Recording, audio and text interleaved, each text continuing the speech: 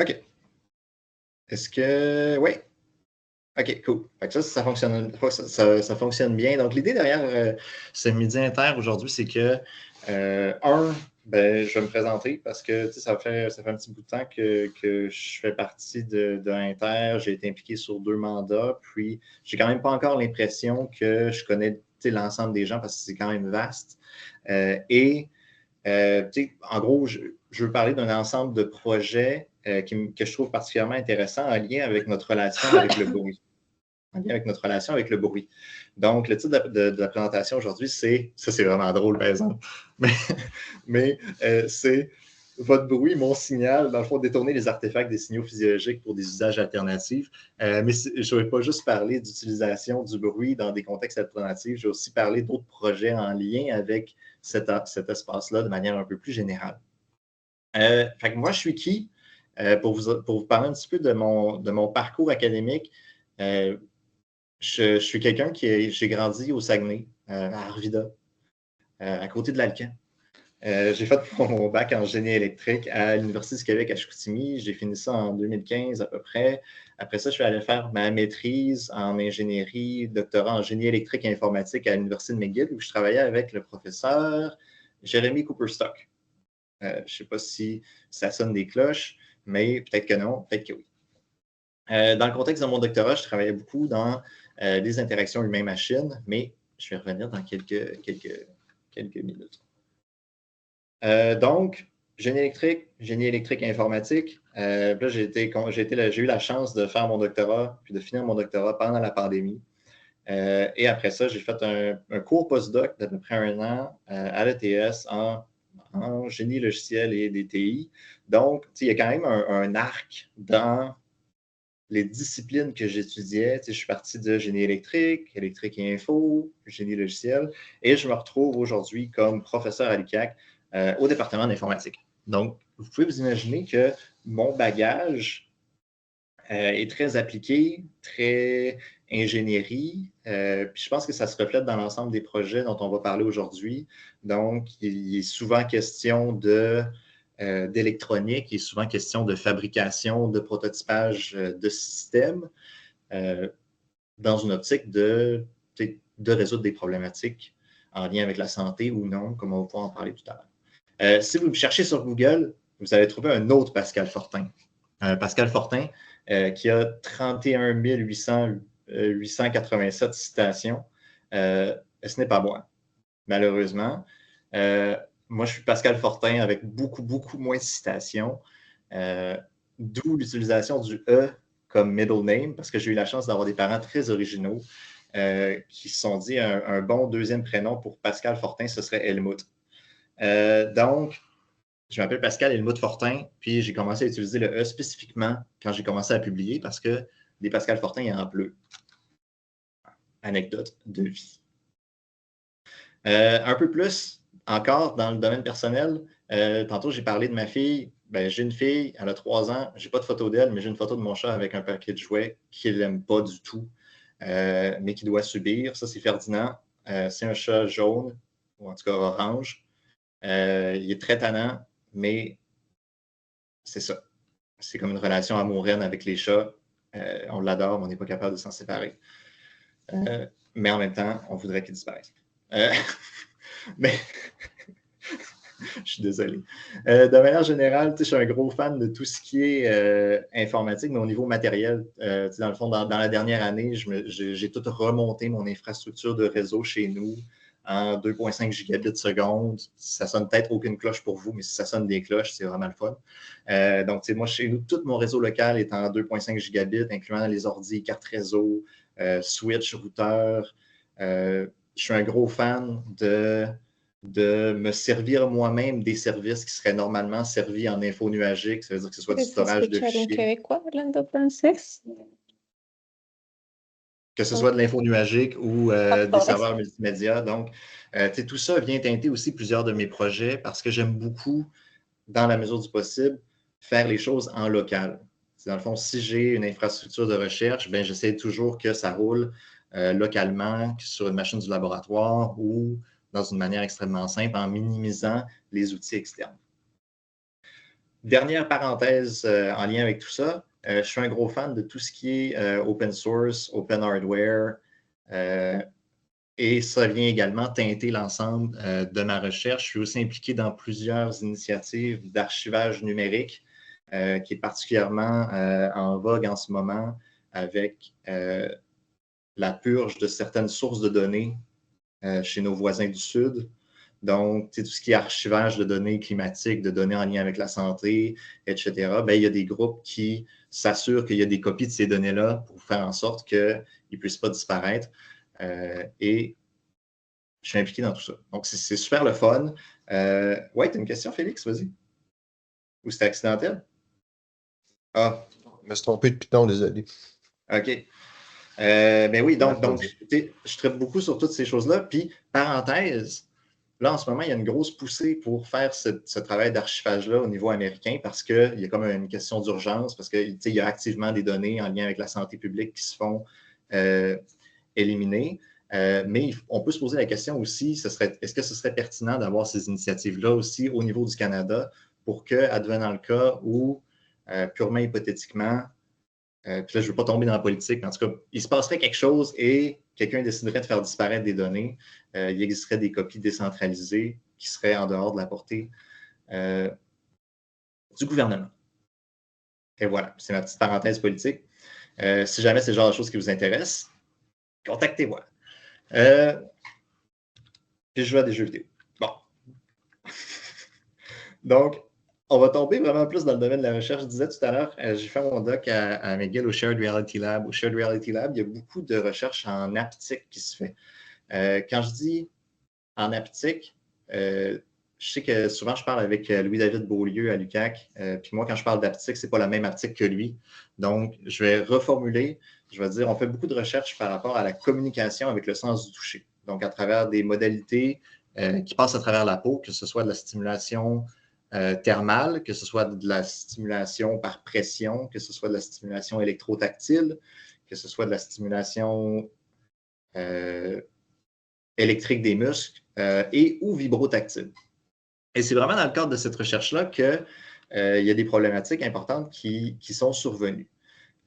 Parce que à partir du moment où on a besoin de venir stimuler la peau d'une quelconque manière, peu importe la modalité qu'on utilise, une problématique extrêmement sérieuse qu'on va venir rencontrer, c'est comment on peut s'assurer que le bidule qu'on utilise pour notre recherche ou les stimuli qu'on utilise pour notre recherche sont présentés d'une manière qui est répétable et, ouais, en tout cas, surtout répétable pour nos participants. Qu'est-ce que je veux dire par là? Je vous présente un exemple rapide. Imaginez, je fais une collecte de données en laboratoire, j'ai des participants qui viennent et c'est moi qui mets l'appareil sur la jambe de la personne. Puis c'est purement subjectif, c'est mon ressenti de comment c'est serré.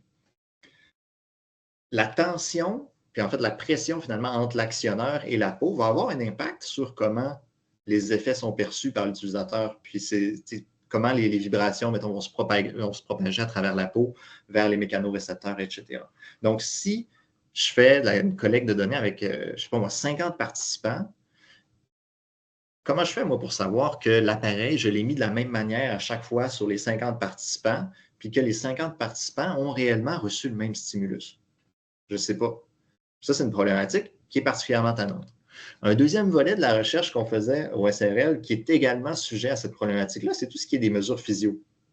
Il y a des bonnes chances que plusieurs d'entre vous aient déjà utilisé des capteurs physiologiques, que ce soit des capteurs de rythme cardiaque optique, oxymétrie, conductance cutanée, même de l'EEG, peu importe. Dans le fond, comment le capteur va être appliqué sur la peau et où il va être positionné sur la peau va avoir une incidence majeure sur la qualité des mesures qu'on va être capable de tirer de cette collecte-là et la qualité ça va avoir un impact direct également sur notre capacité d'analyser et d'extraire les métriques qu'on veut des mesures. Donc, c'est comme deux champs de recherche où la manière dont un bidule est collé sur la peau d'une personne va avoir une incidence potentiellement majeure sur notre capacité à interpréter les résultats de la recherche d'une manière cohérente et ou juste de la meilleure manière possible. Puis, si on ne cherche pas à constamment améliorer la qualité de nos mesures, la qualité de nos processus, de nos protocoles, est-ce que il y a des questions à se poser? Donc, je me suis dit, OK, je vais aller regarder c'est quoi qui se passe en lien avec cette problématique-là. Donc, je me suis tourné dans la littérature. Fait que là, dans la littérature en aptique, il y a beaucoup d'informations sur comment les appareils sont portés. Puis souvent, dans les articles, on va voir des choses comme c'est un snug fit. Puis on s'entend, c'est assez subjectif, un snug fit. Je ne sais pas si j'ai le même snug fit que Jessica. Je ne sais pas si j'ai le même snug fit que Félix. Puis je ne sais pas non plus, est-ce que c'est le snug fit de la personne qui porte le bidule ou c'est le snug fit de la personne qui met le bidule? Donc, souvent dans les articles, en fait, on va avoir une problématique en lien avec comment on communique la manière dont l'élément est installé. C'est comme une conséquence aussi de l'incertitude qui entoure tout ça. Des fois, on va retrouver not too loose, not too tight. On s'entend, c'est assez vague. C'est pas trop loose, pas trop serré. On est encore loin d'avoir la moindre... c'est pas du tout objectif. On est encore dans le très subjectif. Puis là, je me suis dit, OK, je vais me retourner vers les manufacturiers des appareils, que ce soit des appareils purement de recherche ou des éléments qui sont plus grand marché. Donc, je vais aller chercher, mettons, la Pixel Watch, la Apple Watch, des affaires comme ça. La Pixel Watch dit « loose enough to move back and forth on your wrist ». Là, tu es comme assez large comme manière de porter la montre que tu es capable de la déplacer sur la peau. Qu'est-ce que ça dit par rapport à la qualité des mesures de rythme cardiaque optique ou des différents capteurs qui seraient prises à ce moment-là?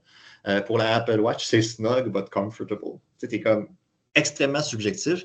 Puis moi, ça m'a fâché un petit peu de voir cette subjectivité-là parce que il y a tellement de données qui sont dépendantes de comment les appareils sont portés, que ce soit sur des éléments qui sont disponibles comme ça commercialement ou même juste en laboratoire, que tu demandes à deux personnes de mettre un bracelet sur une personne, sur un participant de manière plus ou moins serrée. Et il y a très peu de chances finalement que les deux personnes, même pour une même instruction textuelle, vont venir mettre l'appareil de la même manière, à exactement la même position, avec la même tension. Donc, c'est une problématique qui est super... moi, je la trouve préoccupante, mais en même temps, c'est mon travail un peu de dire ça. Mais si vous travaillez avec les mesures physio, ça devrait quand même être quelque chose qui vous préoccupe aussi, dans le fond, en termes de répétabilité, de comment les capteurs sont installés sur la personne, à savoir, est-ce que finalement, je collecte toujours les données dans les mêmes conditions? Tight yet comfortable, en tout cas. Donc, en fait, j'aimerais ça qu'on prenne un petit, juste quelques, je sais pas moi, 30 secondes ou quelques minutes, dépendamment de où que ça nous mène. Puis, en fait, je suis curieux, vous, est-ce que c'est des éléments auxquels vous avez déjà réfléchi, cet aspect-là de, OK, oui, je collecte des données, oui, j'ai différents types de capteurs, ou peut-être j'ai des actionneurs de vibration, ou peu importe, mais est-ce que c'est quelque chose à laquelle vous aviez déjà réfléchi, cette problématique de répétabilité-là? Et si oui, comment vous faites pour vous assurer, ou du moins comment vous faites pour maximiser les chances que le positionnement et la manière dont des stimuli ou des capteurs sont positionnés sur la peau sont positionnés sensiblement de la même manière pour faire une bonne collecte? J'adore. En fait, j'aimerais beaucoup ça, savoir vous, qu'est-ce que vous faites en ce moment? Est-ce que c'est quelque chose qui vous préoccupe? Qu'est-ce qui se passe avec ça? Entre deux bouchées, peut-être? Ah, j'ai plein de mains. Yes! Ah, c'est Martine! OK. Je ne sais pas c'est qui avait levé la main en premier, mais tu peux y aller, Martine. Merci, Pascal. Mais ta présentation à venir jusqu'à date est vraiment très intéressante, puis je me sens hyper interpellée. Moi, j'ai travaillé sur l'évaluation sensorielle durant mes études doctorales, puis je continue à travailler durant mes études postdoctorales sur ces approches-là. Puis, pour avoir des stimuli qui sont hautement répétés, ça vient avec un coût. On va payer des thermodes qui vont donner sur la peau une stimulation de chaleur vraiment très, très, très précise. Puis, ça peut, une bonne thermode entre 25 000 $ US et 50 000 $ US. Fait que, la précision vient avec un certain coût. Puis, au niveau... par rapport à l'ajustement au positionnement avec notre projet, là, Bouger sans peur et sans douleur, puis là, on a parlé de certains capteurs, là, ça m'avait interpellée aussi. Puis je dois te dire, pour avoir passé plusieurs années au niveau de l'évaluation des perceptions sensorielles, juste comment la personne va ressentir la perception sensorielle, ça aussi, c'est un autre niveau de subjectivité, là. Moi, je vais juste faire beaucoup d'enseignements pour qu'ils comprennent bien c'est quoi la différence, par exemple, entre une douleur, un inconfort, une tolérance. C'est tout des vocabulaires. On n'est pas habitué. Des fois, les perceptions sensorielles, on manque beaucoup de vocabulaire pour que les gens puissent s'exprimer par rapport à ça. Fait que c'était juste un élément supplémentaire que j'ajoutais à la complexité de la chose, là, mais le fait d'avoir le bon langage qui va donner la bonne instruction à la bonne personne, puis comment est-ce qu'elle, elle va utiliser son propre langage pour dire comment elle a senti la stimulation aussi. C'est un autre aspect que je trouve bien, bien difficile, mais je serais hâte de voir le reste de ta présentation.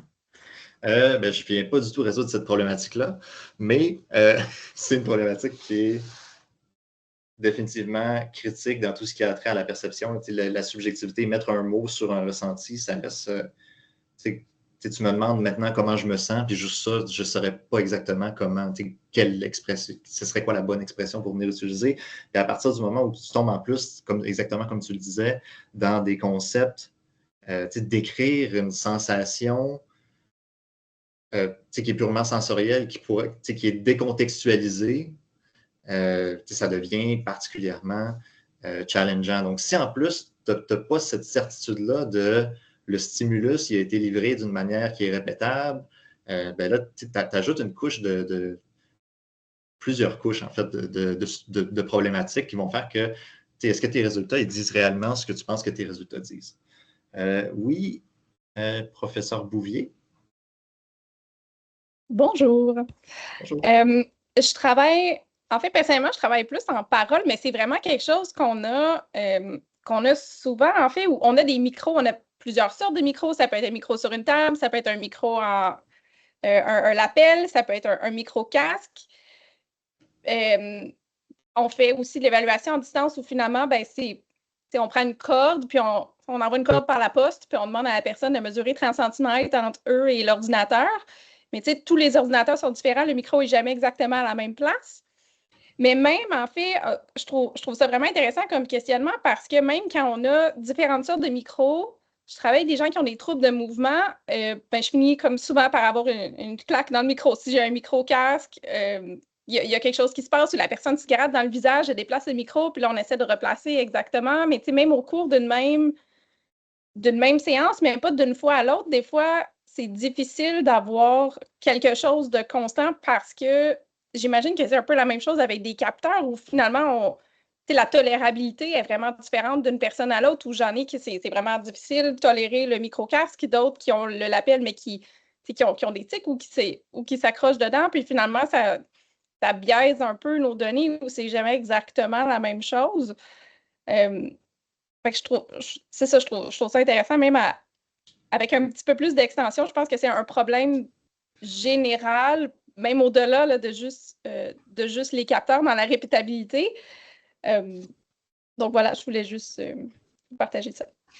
C'est tout à fait pertinent comme intervention. Puis c'est vrai que, en fait, à partir du moment où tu vas avoir quelque chose qui va être installé sur le corps de la personne, c'est extrêmement difficile, même intra-session, comme tu le définissais, en fait, intra-collecte avec une séance, d'assurer que l'appareil va rester configuré de la même manière. Particulièrement, en plus, si tu es dans des contextes de collecte où il y a de la mobilité. Je pense, il y a quelques mois, on faisait une collecte de données dans un appartement intelligent. La personne avait un capteur portable qui était porté au niveau du poignet. Puis la personne, il fallait qu'elle fasse un paquet d'activités dans l'appartement. Une fois que tu as lancé la collecte, puis que la personne va faire son activité, tu ne vas pas commencer à aller l'interrompre pour venir repositionner le capteur. Puis, en fait, tu peux, dépendamment de la nature exacte des mesures que tu veux. Là. Mais donc, définitivement, intra-session, c'est également une problématique. Puis, on a les mêmes problématiques aussi, c'est intéressant avec le micro que tu décris, au niveau visuel avec des casques de VR. Tu as des participants qui arrivent pour une collecte de données, tu mets le casque de VR, l'ajustement sur la personne est extrêmement problématique parce que toi, tu ne l'as pas d'en face. Donc, tu n'es pas en mesure de dire, OK, est-ce que la distance interpupulaire est correcte? Est-ce que c'est trop serré? Est-ce que c'est pas assez serré? Et si la personne participante est le moindrement pas habituée de porter un casque de réalité virtuelle, même elle ne réalisera pas que le port n'est pas optimal. Donc, c'est super intéressant. Puis, pour vrai, ça se projette dans plein de différents domaines d'application. Je ne sais pas s'il y avait quelqu'un d'autre qui aurait voulu partager. Sinon, on peut continuer. Moi, je n'ai aucun problème. On va y aller. Merci beaucoup, Lisiane et Martine, pour votre contribution. Donc, dépendamment des domaines, en fait, je me suis intéressé à, OK, qu'est-ce qu'ils font dans tel autre domaine? Puis je me suis dit, est-ce qu'il y aurait un petit bidule est-ce qu'il y a un petit bidule à quelque part qu'on pourrait utiliser pour dire, OK, ben, quand j'installe le bracelet sur la personne, ben, je pourrais utiliser ça au moins pour me gager la tension à laquelle le bracelet ou l'appareil est installé sur la personne. Puis on est tombé sur le ruban à mesurer de type Gulick. Ça, c'est un appareil qui est normalement utilisé pour faire des mesures, par exemple, de circonférence d'un membre pour déterminer la taille de bas de compression ou des choses comme ça. Honnêtement, je n'ai aucune idée d'autres applications, mais ça peut être utilisé définitivement pour mesurer, en fait, pour saisir des bas de compression. Et l'idée, c'est que tu mets le ruban autour du membre, puis là, tu tires jusqu'à ce que l'indicateur visuel soit aligné avec la petite bordure noire, dans ce cas-ci. En tout cas, ouais. Et en gros, à ce moment-là, tu sais que du moins, pour cet instant-là où tu prends ta mesure, tu sais que ta donnée a été collectée avec une tension fixe dans le ruban. Après ça, est-ce que la tension est réellement fixe? Est-ce qu'elle est répartie uniformément dans l'ensemble du ruban, etc., sur l'ensemble de la circonférence? T'es comme, probablement que non. Mais tu es déjà mieux qu'aller à l'œil et dire, ah ouais, c'est à peu près aussi serré que les 46 dernières fois où je l'ai fait. Puis, donc, ça permet de réfléchir à... C'est comme une petite solution pour ce cas précis d'application. Fait que là, nous, on s'était questionné à ce moment-là avec un collègue. On s'était dit, je me demande si on ne pourrait pas faire un bidule comme ça, mais qu'on pourrait mettre avec un bracelet, qu'on insérerait finalement dans notre appareil de collecte, qui nous permettrait de voir en temps réel un système super simple, purement visuel, qui nous dirait est-ce que la tension dans le bracelet ou peu importe ce qu'on utilise, est à peu près ce que je veux. Puis là, ce qui est intéressant, c'est de se dire, OK, oui, c'est génial si tu es capable de dire j'ai telle force de manière extrêmement précise, mais juste de savoir que c'est à peu près la même affaire que les dernières fois que tu l'as utilisé, c'est déjà un pas dans la bonne direction. Parce qu'au moins, ça vient augmenter les chances que tu collectes des données dans des conditions qui sont similaires. Fait que là, on s'est mis un paquet de contraintes qui ont fait que le problème est tout à fait irréalisable, mais c'est ça qui rend ça le fun. Fait que là, on s'est dit, OK, pour commencer, il faut que le bidule qu'on crée, il va falloir qu'il soit accessible. T'sais, si quelqu'un veut utiliser ça, mettons que ça fait 10 ans que tu fais des études de perception sensorielle, tu as tes protocoles, tu ne veux pas commencer à ajouter des bidules, tu ne veux pas que ça commence à te coûter genre 3000$ pour faire fabriquer une patente ou pour l'acheter. Il ne faut pas que ça soit compliqué. Il faut que tu te dises, OK, je vais faire ma collecte, j'ai accès à ce bidule-là. Ça a l'air simple. Moi, l'essayer. Si ça marche, tant mieux. Si ça ne marche pas, ben, ce ne sera pas pire que les 10 dernières années où j'ai collecté des données. Fait qu'on s'est lancé un peu dans ce mindset-là, on a commencé à prototyper des trucs qu'on pourrait venir insérer dans notre bracelet ou dans un appareil portable pour se dire, essayer d'aider avec la répétabilité. Fait qu'on a essayé de commencer à imprimer des concepts. Donc, l'idée qu'on s'était dit, c'est si c'est 100% imprimable en 3D, les chercheurs dans le contexte universitaire, il y a des bonnes chances qu'il y ait accès dans leur institution à quelque part à une imprimante en 3D où c'est relativement accessible. C'est plus simple de faire imprimer quelque chose en 3D localement, que de faire machiner des pièces ou faire commander quelque chose de très loin, etc. Ça a aussi l'avantage que c'est relativement rapide. Parce qu'une des contraintes qu'on s'était dit, c'était si ça prend plus qu'une journée le faire, ben, ça prend trop de temps, puis le monde, ils ne le feront jamais. Fait qu'on a commencé à prototyper. Dans le fond, on était parti vraiment sur le modèle du Gulick, où on cherchait à faire différents mécanismes de tension qui seraient imprimables qui aurait des caractéristiques mécaniques intéressantes qu'on viendrait essayer de mettre en œuvre. Fait que là, on a essayé de partir sur un modèle d'espèce de ressort en spirale qui ne marchait pas du tout parce qu'il se faisait complètement déformer, il ne savait pas du tout le comportement escompté. Après ça, on a essayé aussi d'imprimer des ressorts qui étaient un peu plus un peu plus plats, avec une espèce de forme en S. Là, on a joué avec les différents paramètres pour expérimenter, mais ça ne faisait pas non plus parce qu'il finissait toujours par casser après quelques cycles. Je vais être honnête avec vous, on n'est pas des ingénieurs en mécanique. Donc, la conception de tout ça, c'était pas mal de l'essai-erreur. On joue avec les paramètres. C'est possible qu'il y ait un design de ressort qui soit beaucoup mieux adapté. Parce que si on travaillait, par exemple, en compression, bien là, ça viendrait éliminer le risque que le ressort il se fasse surétirer puis déformer de manière permanente, endommager. Mais pour travailler en compression, bien, ça implique que tu as un ressort qui serait...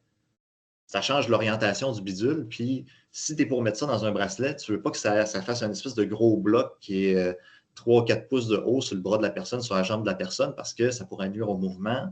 Donc, c'était quand même important que ça reste relativement low profile. On a continué à expérimenter comme ça. Puis là, notamment, il y avait une grosse problématique en lien avec l'impression 3D de ressort, c'est que ben, si j'utilise mon imprimante 3D pour imprimer un ressort avec ma bobine de PLA, même si j'utilise exactement les paramètres d'impression sur une autre imprimante avec le même matériel théoriquement, ben, ça se peut que les caractéristiques mécaniques soient un peu différentes. Donc ça nous tannait un petit peu. Puis, je vais être honnête avec vous, on a commencé à explorer à ce moment-là des éléments comme pour faire le ressort qu'on pourrait retrouver dans notre vie de tous les jours. Fait qu'on a commencé à faire des tests avec des ressorts de stylo. Parce que, en fait, il ne fallait pas que ça nécessite de commander un ressort avec des caractéristiques particulières sur un fournisseur, etc. Fait que là, on fouillait dans notre environnement pour trouver des bidules qu'on pourrait détruire pour avoir un ressort ou un élastique ou des affaires comme ça. Puis c'est là qu'on a pensé, ça c'est juste un autre prototype avec lequel on expérimentait, mais c'est venu exactement à ce moment-là avec les élastiques orthodontiques. C'est le fun, les élastiques orthodontiques, parce que c'est calibré en tension. Dans le fond, tu choisis, il y a différentes tailles d'élastiques, mais dans un monde idéal, il y aurait toutes sensiblement à l'intérieur d'une même catégorie de taille, les mêmes caractéristiques mécaniques. Fait que là, on s'est dit, OK, des élastiques orthodontiques, on s'entend, on commence à étirer l'élastique de ce qui est facile à trouver facilement. Il faut quand même que tu sortes pour essayer de trouver des élastiques orthodontiques, tes commandes sur Internet. En tout cas, c'est le mieux qu'on a réussi à faire. Ça, c'est comme l'avant-dernière itération qu'on avait fait. Donc, c'est assez simple, en fait. C'est juste un espèce de petit cerceau sur lequel on attachait nos élastiques orthodontiques sur la colonne au centre. Et quand tu serres le bracelet sur le bras de la personne, l'anneau, il glisse vers le bas sur ta petite colonne. Et tu disais, bon, mais tu sais, moi, je m'aligne avec telle ligne sur ma colonne. Et à partir du moment où tu n'as pas surétiré tes élastiques et tu n'as pas changé ton nombre d'élastiques, si tu l'enlèves puis tu le remets, tu vas être sensiblement à la même force, en fait, à la même pression appliquée par l'espèce de petit pied en dessous. Donc ça, c'est intéressant parce que, ultra simple, tu fais juste, on pourrait s'imaginer en fait que le capteur, il est de l'autre côté du bracelet, mettons à l'opposé du bracelet. Fait que c'est un petit bidule relativement simple, tu l'insères dedans. Tu n'as pas une mesure exacte de la force que tu obtiens, mais au moins, ça te permet de te calibrer et de te dire, OK, entre deux participants, puis entre le début d'une collecte et la fin de la collecte, puis si tu as différentes personnes qui font la collecte, au moins, tu as sensiblement la même force dans tes conditions de stimulation et ou de collecte de mesures physio. C'est déjà intéressant, c'est déjà un bon pas dans la bonne direction. Puis on a fait un autre proto plus tard qui était 100% imprimé, mais qui lui utilise un processus d'impression qui est beaucoup moins abordable, qui fait qu'on peut imprimer un ressort directement avec les bonnes caractéristiques. On n'a pas poussé l'évaluation plus loin à ce niveau-là. Mais là, je suis super excité parce que j'ai un stagiaire en génie mécanique qui arrive cet été, puis qui va pouvoir continuer de bidouiller avec cette affaire-là. Puis là, j'ai vraiment hâte parce qu'on va, on va expérimenter avec d'autres concepts mécaniques, d'autres systèmes, peu importe. Ça va être super le fun. Mais là, mon superviseur, il a dit, là, tu es en génie électrique et informatique. Il faudrait quand même que tu twistes ça un peu électrique et informatique parce que pour l'instant, c'est juste l'impression 3D. C'est le fun. Puis, tu sais, je ne regrette pas du tout le temps que j'ai passé là-dedans. Mais ce qui est dommage, c'est qu'à la fin de ce processus-là, on n'a quand même pas un petit bidule fonctionnel. Mais tu sais, pas 100% fonctionnel. C'est pas assez pour dire que je l'utilise dans mes expériences, puis pas assez pour dire que vous l'utiliseriez aussi. Parce que ça demande des élastiques orthodontiques. C'est un peu bizarre. Ça n'a pas été validé. Pas encore, du moins. Donc, ça, c'est comme les prochaines étapes en lien avec ce projet-là. Puis, donc, là, j'essayais de réfléchir à, OK, quelle source d'information on pourrait utiliser dans un contexte de collecte de données, que ce soit physio ou haptique ou peu importe, qui nous permettrait d'aller chercher de l'information par rapport aux caractéristiques du couplage entre l'appareil et la peau, pour s'assurer qu'on va venir collecter des données de la manière la plus répétable possible. Puis là, j'ai commencé à faire de la recherche. Puis là, sur Internet, ce que je trouvais, c'était, OK, là, les gens, ils mettent dans des setups extrêmement particuliers, ils vont venir commencer à intégrer des cellules de charge pour faire une mesure de force. T'sais. Comme ça permet d'aller chercher exactement la force que tu as besoin. Oui. Il y a dans d'autres cas, en fait, la collecte va se faire dans un contexte où le bras, par exemple, est immobilisé et tu as un appareil, c'est une stimulation qui est extrêmement ciblée avec une espèce de masque autour qui vient déterminer les caractéristiques mécaniques. Dans le contexte de ma recherche, moi, je veux que ça soit mobile, je veux que ça soit portable. Donc, ces solutions-là n'étaient pas tout à fait réalistes dans le sens où commencer à intégrer des cellules de charge dans un petit prototype d'appareil que tu envoies le monde avec à la maison pour faire une collecte, ça ne le fait pas. Ça le fait pas. Le système devient complexe, le système devient plus coûteux et ouais, ça vaut-tu le coup? C'est comme non. En tout cas, de mon point de vue, peut-être que non. Donc, l'exploration continue. Donc là, on avait des problématiques que j'ai mentionnées tout à l'heure. Des problématiques réelles, c'est que au final, ça nécessite quand même d'accéder à une imprimante 3D, l'espèce de petit bidule de tantôt. Des caractéristiques mécaniques sont difficiles à uniformiser. Puis, du point de vue des chercheurs, c'est une chose de plus à s'occuper. Donc, comme je disais tout à l'heure, ça fait un bout de temps que tu as tes protocoles, tu es établi, tu vas commencer à te mettre des propres bâtons dans les roues en venant d'essayer d'intégrer ce petit bidule-là. Il y a de bonnes chances que la réponse soit non. Mais la réponse pourrait être oui, et à ce moment-là, contactez-moi.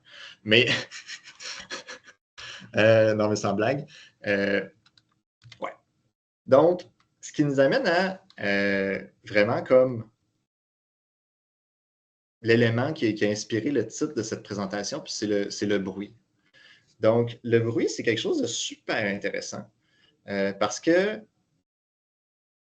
la plupart du temps, on cherche à s'en débarrasser. On s'entend le bruit dans notre signal. Mais, par définition, le bruit, c'est quelque chose. Je vais lire ma petite définition.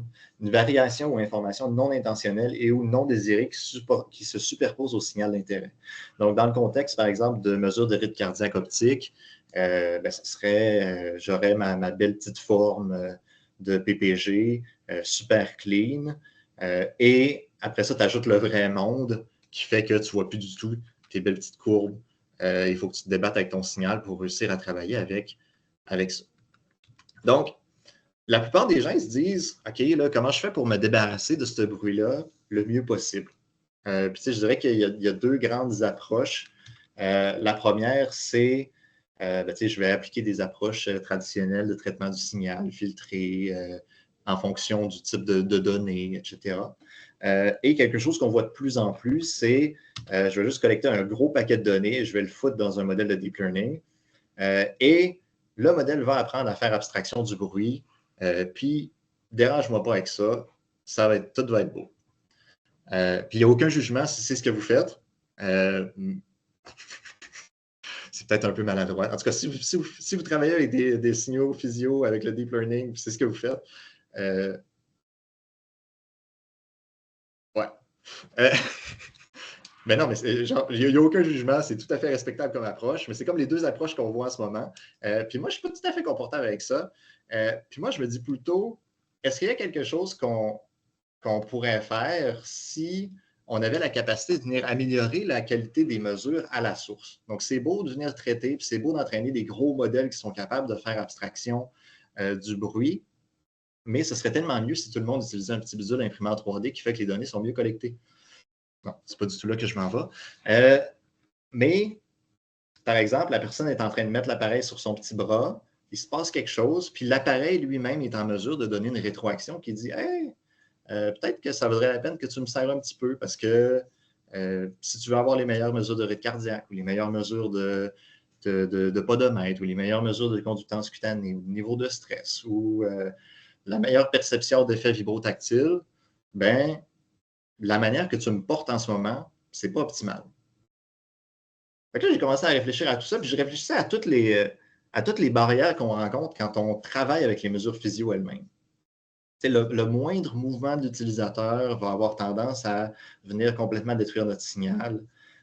Si le capteur n'est pas placé exactement au bon endroit, ça va venir changer les caractéristiques de notre signal. Peu importe ce qui se passe essentiellement, à part notre participant qui reste en vie, va venir foutre le bordel dans nos mesures. Donc moi, j'ai réfléchi à tout ça, puis je me suis dit, peut-être qu'il y a une belle opportunité ici de se dire, OK, tous ces artefacts-là qui apparaissent dans notre signal dans différentes conditions, qui sont associés au mouvement, qui sont associés à est-ce que la personne apporte le bracelet correctement. Peut-être que je pourrais utiliser ces artefacts-là, moi, pour venir déterminer, comment l'appareil est porté, pour ensuite pouvoir donner une rétroaction à l'utilisateur. Donc, comme ça, tu es capable d'augmenter les chances que tu collectes des bonnes données à la source plutôt qu'à la fin, quand tu as fini ta collecte, puis tu es là, puis tu te débats avec tes mesures et tes modèles. C'est un peu une approche que je prends dans beaucoup de projets que j'explore en ce moment. Ça, c'est juste un petit exemple avec la photoplethysmographie. Si vous n'êtes pas familière avec comment ça fonctionne, les mesures de rythme cardiaque optique, on a une source de lumière. Ça peut être d'une longueur d'onde particulière. Il peut y avoir plusieurs sources de lumière de différentes longueurs d'onde. Et la lumière est soit transmise complètement de l'autre côté du doigt vers un capteur, ou elle est réfléchie par les vaisseaux sanguins et les différents tissus à l'intérieur vers le capteur de lumière. Donc, la manière dont la source est appuyée contre la peau, la manière dont le capteur est appuyé sur la peau et le positionnement de ces éléments-là sur la peau, de manière générale sur le corps, va avoir une incidence sur les caractéristiques du signal, purement. Par exemple, les différents tissus vont venir créer des offsets par rapport aux mesures. Et s'il y a des mouvements du capteur par-dessus la peau, il va également avoir l'introduction d'artefacts et de bruit dans nos mesures. Dans la vie de tous les jours, on voudrait s'en débarrasser, mais moi, je les adore, ces artefacts-là, parce que c'est ça que je veux dans ma recherche pour pouvoir déterminer comment l'appareil est porté, puis comment on peut venir l'ajuster. Fait que là, on pourrait avoir, dans un monde idéal, on a une belle petite courbe de PPG comme on voit en haut ici, avec le beau petit pic, avec la belle petite houppette. Et en réalité, par contre, les mesures ils vont se rapprocher de ce qu'on va retrouver en bas, particulièrement quand on va sortir de contexte où les données sont collectées dans des conditions extrêmement contrôlées. Les mesures, ils deviennent absolument pas belles. Non, pour vrai, là, à partir du moment où tu mets le capteur sur la personne et qu'il sort du laboratoire, les données, c'est surprenant, mettons que Fitbit, que Google, que Apple soient capables d'avoir d'aussi bonnes mesures de rythme cardiaque ou de peu importe à partir de ces données-là, parce que quand tu regardes les données brutes, ils sont dégueux. Donc, ouais. Donc, pour les gens qui s'intéressent à l'aspect, les mesures physio elles-mêmes, c'est un problème. Pour moi, c'est intéressant parce que les caractéristiques du bruit contiennent de l'information sur comment l'appareil est porté, sur où il est porté, sur les activités que l'utilisateur est en train de faire, des choses comme ça. Puis c'est un peu à travers ces différentes thématiques-là qu'on va continuer notre rencontre ce midi. J'avais fait un projet à la fin de mon doctorat où je commençais à explorer un peu cette direction-là, puis je me disais, OK, est-ce que c'est possible d'estimer la force de contact entre un capteur de PPG et la peau à partir des artefacts et des caractéristiques du signal? c'est comme dans ma première exploration. Puis là, à ce moment-là, ce n'était pas du tout portable. J'ai imprimé une espèce d'appareil de torture qui venait appuyer le capteur sur la peau de l'utilisateur avec un lot de sel. J'avais un PPG au niveau du doigt et finalement, ce capteur-là était appuyé au niveau du poignet. Donc, la personne se mettait littéralement le bras dans un étau et je serrais l'étau pour contrôler la force avec laquelle le capteur est appuyé sur la peau. Puis on a eu des résultats qui étaient hyper intéressants à ce moment-là parce que, en gros, ça, c'est un petit graphique qui présente la force de référence. Dans le fond, la force, c'est la force telle que mesurée par la cellule de charge et la force qui était prédite par nos algos de régression. Puis essentiellement, à partir des artefacts dans les caractéristiques de des signaux de PPG au niveau du poignet, on a été capable finalement de prédire de manière relativement précise. Je dis relativement parce que en tout cas, ça dépend du niveau de précision à laquelle vous êtes habitué. Le niveau de force avec laquelle le capteur était appuyé sur la peau. Donc, là, dans ce cas-ci, on a une plage de lecture qui était d'à peu près 0 à 2,5 newtons. Puis, d'un point de vue purement subjectif, là, à 2,5 newtons, avec le setup actuel, quand ça te pesait dans le poignet, c'était pas le fun. C'était douloureux. D'où le fait qu'il y a moins de mesures en haut de la courbe de force qu'un peu au milieu puis en bas, parce que c'était vraiment pas le fun, puis je passais pas trop de temps là. Ouais. Donc, on arrive avec une erreur de mesure absolue. En fait, le mean absolute error sur la mesure de 0,36 newton, qui représente à peu près 14% du range total de mesure. C'est à peu près ce qu'on s'attendrait à observer si jamais vous êtes familier avec les FSR, dans le fond, les Force Sensitive Resistors. C'est à peu près cette même précision-là qu'on obtient avec un FSR.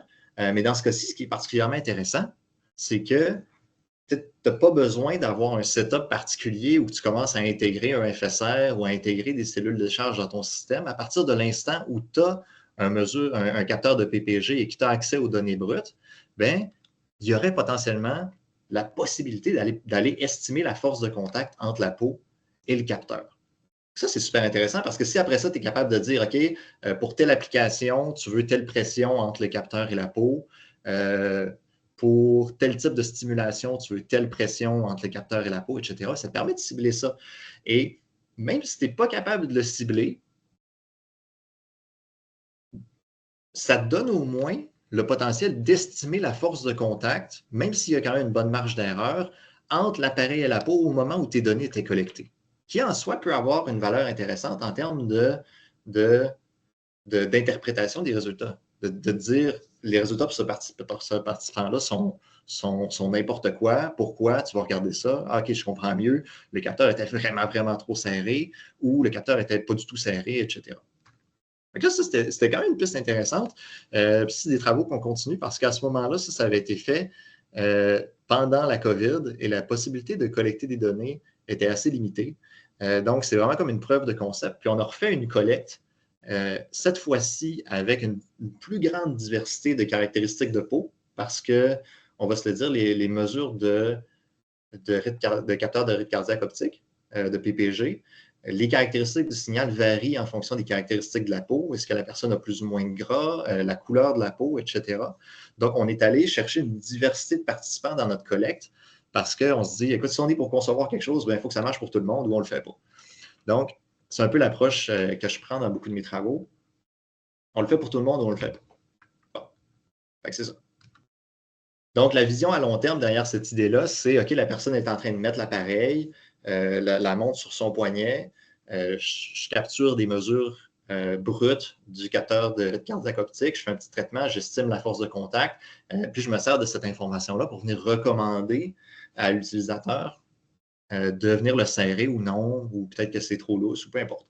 Puis, quelque chose que j'aime particulièrement avec cette approche-là, contrairement à des systèmes qui pourraient auto-ajuster la tension dans l'appareil, c'est que ça laisse le contrôle à l'utilisateur aussi. Il y a une question de il y a une question objective de comment c'est serré, puis il y a la question subjective de comment l'utilisateur fait l'expérience du système. Puis ça, c'est quelque chose que je trouvais super intéressant, de garder l'utilisateur est en contrôle. Donc, le système fait une recommandation, mais au final, c'est l'utilisateur qui décide s'il met en place ou non ces changements-là. Parce que c'est eux qui sont les mieux placés pour savoir comment l'appareil est porté, à quel point ça les dérange, etc. Fait que j'aime beaucoup cet aspect-là je ne sais pas c'est quoi en français, mais on laisse l'agency à l'utilisateur plutôt que la déplacer vers le système, comme on voit malheureusement souvent plus on se dirige vers l'automatisation, vers l'IA, etc. On est toujours en mode il faut tout automatiser. J'aime particulièrement ça quand on reste proche de la source, c'est l'humain qui est en contrôle. Fait que ça, c'est l'espèce de vision long terme. Puis là, dernièrement, j'ai des étudiants qui se sont dit peut-être qu'on pourrait essayer de mettre en œuvre cette vision-là, mais en enlevant l'intermédiaire de la force de contact. Ça veut dire qu'à ce moment-là, ça devient purement une problématique de classification. C'est un peu particulier dans ce cas-ci, parce que ça veut dire qu'il faut que tu restreignes un peu l'espace dans lequel tu travailles. Donc, là, ce projet-là, il s'appelle Malware. J'adore le titre, parce que ça fait comme malware, mais en tout cas, j'étais vraiment fier de ce jeu de mots-là. Puis, vous allez voir, pour les quelques prochaines diapos, il y a des photos dans le coin en haut à droite. C'est les étudiants qui travaillent sur ces différents projets-là. Je n'ai pas des photos pour tous les gens qui m'ont accompagné dans les autres travaux, mais il y a un paquet de gens, puis leur reconnaissent. J'ai leur nom sur ma dernière diapo, mais en tout cas. Donc là, mon étudiant au doc, Abbas, et mon étudiant à la maîtrise, Yann, qui travaillent un peu sur cette direction-là. Donc, on a fait une collecte de données dans laquelle les gens devaient réaliser différents gestes atomiques en lien avec des recettes de cuisine. Parce que c'est dans un contexte de soutien à domicile. Donc, pour faire une recette, normalement, ça va impliquer différents types d'actions, différentes activités atomiques qu'il faut reconnaître pour savoir si la personne a fait la bonne séquence d'étapes pour réaliser une recette. Donc, à toute fin pratique, c'est ça. Donc, on a fait une collecte de données pendant laquelle les gens faisaient 13 gestes au total, puis ils portaient un bracelet qui est un Polar OH1. Donc, ce n'est pas une montre intelligente grand marché, mais c'est un capteur qui est assez répandu, qui permet de collecter, entre autres, des mesures d'accélérométrie et des mesures de rythme cardiaque optique, qui est vraiment l'élément qui nous intéressait. Donc, il y avait 13 gestes associés à la cuisine et ces gestes-là ont été répétés dans 4 conditions de port du capteur. On avait trop serré, on avait ce qu'on a qualifié de normal, puis là, je vais vous parler de comment on a opérationnalisé tout ça dans la prochaine diapo. Après ça, on avait trop desserré, puis on avait le capteur est assez serré, mais il est à l'envers. Parce que ça nous tentait, on se disait, des fois, les choses se déplacent, on s'est dit pourquoi pas. Donc, on est parti là-dedans, puis on a collecté des données, et ça a été, je ne sais pas à quel point vous avez utilisé les polars pour collecter des données brutes, mais des fois, la connexion n'est pas toujours pratique, et on s'en est sorti, on a collecté nos données. Une vingtaine de participants avec à peu près tous les types de peau, c'est le fun, parce qu'on a réussi à aller chercher des participants qui avaient comme toutes sortes, une belle diversité de teintes de peau, puis des caractéristiques, on sent, donc, j'aime ça quand ça arrive parce que tu le sais que si ça ne marche pas, ça ne marche pas. Mais si ça marche, ce n'est pas parce que tu travaillais juste avec des hommes blancs de 20 ans dans ton jeu de données. La manière dont on a opérationnalisé le trop serré, normal ou desserré, c'est qu'on s'est fait des blocs de calibration. On s'est pris je pense, une dizaine de personnes. Puis on s'est créé des blocs de calibration de différentes hauteurs. Puis comment on l'a opérationnalisé, c'était, on a nos quatre conditions de port du capteur. Si c'est trop serré, ça veut dire que le bloc de 2 mm, comme on voit là, dans le fond, la partie en bas, on n'est pas capable de la rentrer entre le bracelet et la peau. Donc, dans le fond, on serre jusqu'à ce qu'on ne soit plus capable de glisser le truc. Ce n'est pas parfait, mais au moins, on a une référence pour tous nos participants. Normal, c'était le bloc de 2 mm rentre, mais si tu pousses, tu n'es pas capable d'enfiler le 10 mm. Donc, c'est quand même une grosse plage. On aurait pu aller à 5 mm, mais on est allé un peu...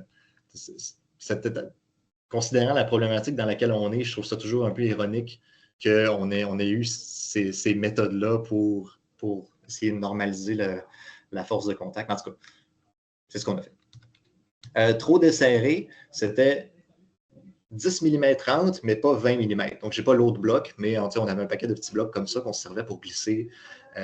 Et à l'envers, c'était 2 mm 30, mais le capteur était à l'envers. Ça ressemble un peu à ça. Puis quand je dis à l'envers, ce que je veux dire, c'est le capteur aurait glissé à l'intérieur de l'avant-bras. Donc, c'est pas le capteur est flippé, genre comme si tu mettais ta montre à l'envers et tu n'es pas capable de lire l'heure. C'est comme si l'appareil avait fait une rotation au niveau du poignet. Et là, c'est juste un paquet de tableaux de réponses, de performance, de classification. Donc, en venant considérer un ensemble de caractéristiques des mesures d'accélérométrie, puis qu'on est venu extraire du bruit du PPG, on est allé chercher, on a réussi à atteindre quand même une performance de classification qui était super intéressante. Dans le fond, 95% d'accuracy sur nos 4 classes. C'est bien au-delà de l'aléatoire de 25%. Et moi, en tout cas, du moins, moi, ce que j'ai trouvé particulièrement intéressant, c'est que la plus grosse partie de ce gain-là, parce qu'on a aussi entraîné des modèles avec juste le PPG, puis après ça, juste l'accélérométrie pour voir c'est quoi la contribution de chacun des deux capteurs. On a été super content de voir qu'au final, la mesure de PPG a joué un rôle assez critique dans notre capacité à venir estimer la manière dont l'appareil est porté. Ouais. Donc là, on avait nos données, on avait notre paquet de données avec différentes activités, on avait notre paquet de données avec différentes manières de... Oui, vas-y, Catherine. Ben, en fait, tu es vraiment parti sur un bel élan, là, Pascal, mais si tu voulais accepter quelques questions, il reste comme 3-4 minutes. Mais écoute, tu peux aussi y aller d'un trait, puis s'il y a des questions, ils peuvent te réécrire par après, mais je te laisse gérer la fin selon ton désir. OK. 30 secondes, je wrap up. En gros, là, on est en train d'essayer de répliquer ces résultats-là avec une Pixel Watch 3. Dans le fond, l'idée, c'est d'aller faire des collectes comme ça à beaucoup plus grande échelle en dehors du laboratoire, en déployant juste l'application sur le marketplace. Et on a aussi été capable de faire la reconnaissance d'activité à partir des mesures de PPG. Génial. Puis Deladem, c'est un étudiant incroyable parce qu'il fait des applications Android de la mort pour faire la collecte de données. C'est comme ça qu'on résume ça. On a aussi des explorations de ce même espace-là en lien avec un système de tomographie par impédance électrique qu'on s'est fait. Dans le fond, les caractéristiques de bruit dans les mesures de tomographie par impédance électrique, est-ce qu'on peut s'en servir pour déterminer la manière dont l'utilisateur interagirait avec le bracelet ou son bras, des affaires comme ça. Et de manière générale, quand on travaille avec le bruit, il faut rester positif parce qu'au-delà de vos problèmes dans vos mesures, bien, pour moi, c'est des opportunités de recherche. Donc, c'est comme je me réjouis de vos problèmes.